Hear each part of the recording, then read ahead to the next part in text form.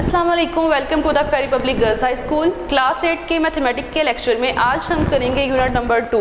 Unit number 2 है हमारे पास real number से रिलेटेड। रियल नंबर एक्चुअली क्या है, इसके लिए हमें रैशनल और इरैशनल का पता होना चाहिए। रैशनल नंबर हमारे पास क्या है, रैशनल नंबर्स ये हमारे पास होगा Q। रैशनल नंबर्स को हमेशा हम Q के साथ शो करते हैं और ये हमारे पास होगा P डिवाइडेड बाय Q की फॉर्म में। ऐसे नंबर्स जो P बाय Q की फॉर्म में लिखे जा सकें उनको हम कहते हैं rational numbers. P by Q such that P Q belong to integers and Q not equal 0। तो ये होंगे हमारे पास रैशनल नंबर्स। रैशनल नंबर्स को हम Q के साथ डिनोट करते हैं। P बाय Q के फॉर्म में लिखे जाने वाले नंबर्स कहलाएंगे रैशनल नंबर्स। P Q हमारे पास बिलोंग करेंगे इंटीजर से।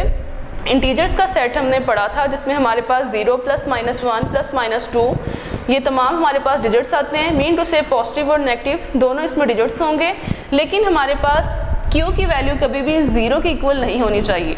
इस तरह हम सेकेंड पढ़ेंगे इरैशनल नंबर्स। इरैशनल नंबर्स हमारे पास क्या है, इसको हम Q प्राइम के साथ शो करेंगे और ये लिखा जाएगा x such that x not equal P by Q and P Q belong to integers Q not equal 0।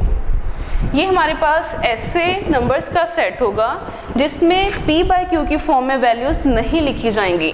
Rational और इरैशनल में डिफरेंस यही है कि इसको हम Q के साथ शो करेंगे और इरैशनल को हम Q प्राइम के साथ शो करेंगे। रैशनल नंबर्स को हम P बाय Q की फॉर्म में लिखते हैं और इरैशनल को P बाय Q की फॉर्म में नहीं लिखा जाएगा। यहाँ पे P Q दोनों में ही इंटीजर से बिलोंग करेंगे और दोनों में ही Q नॉट इक्वल 0 होगा।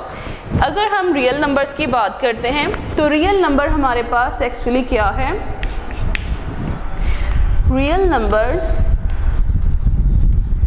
ये हमारे पास होगा R से इसको हम डिनोट करेंगे और ये होगा यूनियन रैशनल और इरैशनल्स का।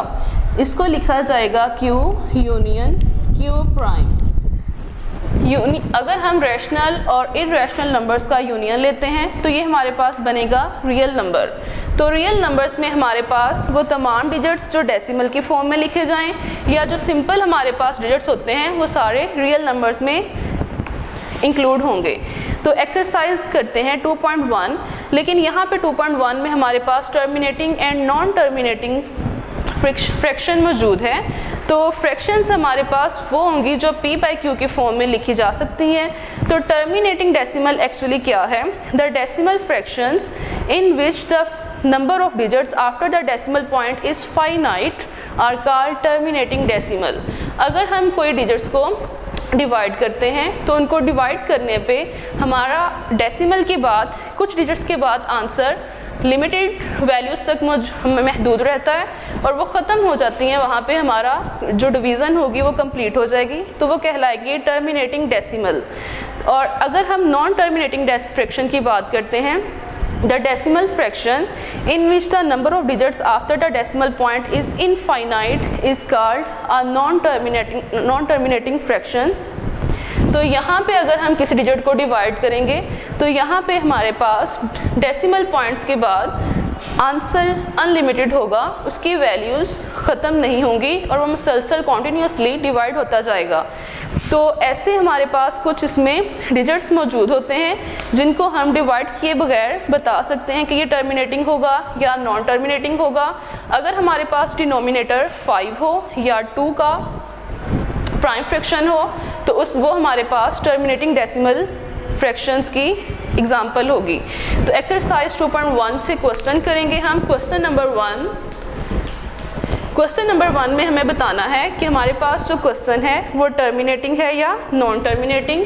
तो क्वेश्चन नंबर 1 का फर्स्ट पार्ट करेंगे 5 डिवाइडेड बाय 7। अगर आप इसको कहा जाए कि यहाँ पे इसको सोल्व किए बगैर टर्मिनेटिंग और नॉन टर्मिनेटिंग के बारे में बताएं, तो यहाँ पे हमारे पास जो डिनोमिनेटर है ये 7 है, तो 7 या प्राइम नंबर्स में 2 और 5 के अलावा अगर कोई और डिजिट्स आता है तो उसमें हमारे पास जो आंसर होगा वो नॉन टर्मिनेटिंग होगा। तो इसको हम सोल्व करके देखते हैं। 5 को डिवाइड करेंगे 7 पे, लेकिन हम जानते हैं कि 5 हमारे पास वैल्यू जो है वो स्मॉलेस्ट है, तो इसलिए हम डिनोमिनेटर को इसके ऊपर डिवाइड करने से पहले इसको 0 के साथ इसमें एडिशन करेंगे 0 का।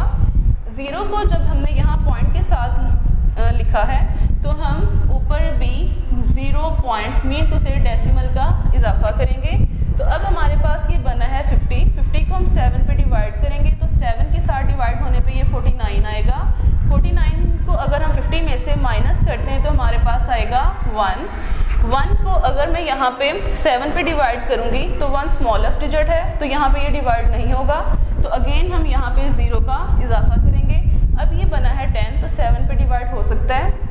7 1s are 7, 10 में से 7 को माइनस किया तो यहाँ पे 3 आएगा। 3 अब स्मॉलेस्ट डिजिट है, तो यहाँ पे अगेन हम 0 लगाएंगे तो ये 30 बनेगा। तो 7 4s are 28, तो यहाँ पे इसको माइनस करेंगे तो हमारे पास 2 आएगा। यहाँ पे हमारे पास 2 अगेन स्मॉलेस्ट डिजिट है, तो 0 का इजाफा करने पे ये 20 बनेगा। तो 7 20 के साथ डिवाइड हो सकता है। यहाँ पे 2 पे इसको अगर हम करते हैं 7 2s are 14, तो यहाँ हमारे पास बनेगा 6 को अगेन हम यहाँ पे 0 के साथ 60 के फॉर्म में कन्वर्ट करेंगे, तो 7 8s are 56। तो यहाँ पे हम देख रहे हैं कि यहाँ 4 आएगा, लेकिन हमारे पास ये क्वेश्चन कॉन्टिन्यूसली चलता जा रहा है, इसका आंसर नहीं आएगा।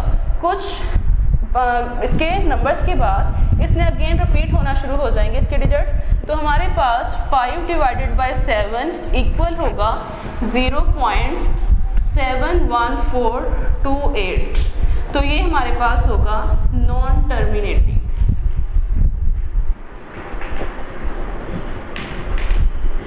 इसी तरह क्वेश्चन नंबर 1 का पार्ट करेंगे 5। आपको मैंने जो कुछ पॉइंट्स बताए हैं, प्राइम फ्रैक्शन में अगर हमारे पास 2 या 2 के प्राइम फैक्टराइजेशन हो या हमारे पास 5 हो तो वो टर्मिनेटिंग डेसिमल के एग्जाम्पल होंगे। तो हमारे पास क्वेश्चन नंबर 5 है। पार्ट 5 में हमारे पास है 3 डिवाइडेड बाय 8 के अगर मैं फैक्टर्स बनाती हूँ तो ये 2 के फैक्टर्स की फॉर्म में कन्वर्ट होगा, तो मीन टू से ये टर्मिनेटिंग फ्रैक्शन होगा।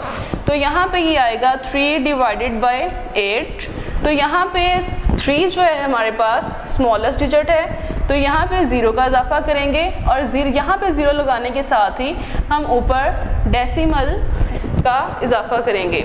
8 को अगर मैं 30 के साथ सोल्व करती हूँ तो मेरे पास आएगा 8 3s are 24, 30 में से 24 को माइनस किया तो ये बनेगा 60।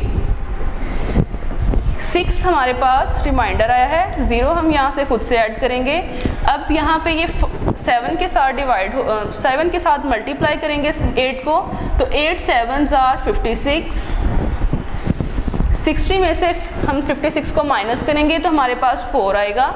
4 के साथ 0 का इजाफा करने से हमारे पास 40 बनता है और 8 5s are 40। तो यहाँ पे हम ये देख रहे हैं कि हमारे पास डेसिमल के कुछ पॉइंट्स के डिजिट्स के बाद हमारे पास क्वेश्चन कंप्लीट हुआ है। तो ऐसे क्वेश्चंस जो डेसिमल के बाद अपनी डिवीज़न को कंप्लीट करते हैं वो कहलाते हैं टर्मिनेटिंग फ्रैक्शन। तो ये कहलाएगा टर्मिनेटिंग। 0.375 और ये है टर्मिनेटिंग। अगर आप क्वेश्चन की सॉल्यूशन में टर्मिनेटिंग या नॉन टर्मिनेटिंग जो आपसे पूछा गया है अगर आप वो नहीं लिखते तो इसमें आपके मार्क्स कट होंगे, और अगर आप यहाँ पे क्वेश्चन की स्टेटमेंट और बाद में उसका आंसर नहीं लिखते इस फॉर्म में तो तब भी आपके 1 मार्क्स या 0.5 मार्क्स की रिडक्शन होती है। तो यहाँ पे आज का हमारा लेक्चर ख़त्म होता है। नेक्स्ट क्वेश्चन के साथ हाजिर होंगे। अल्लाह हाफिज़।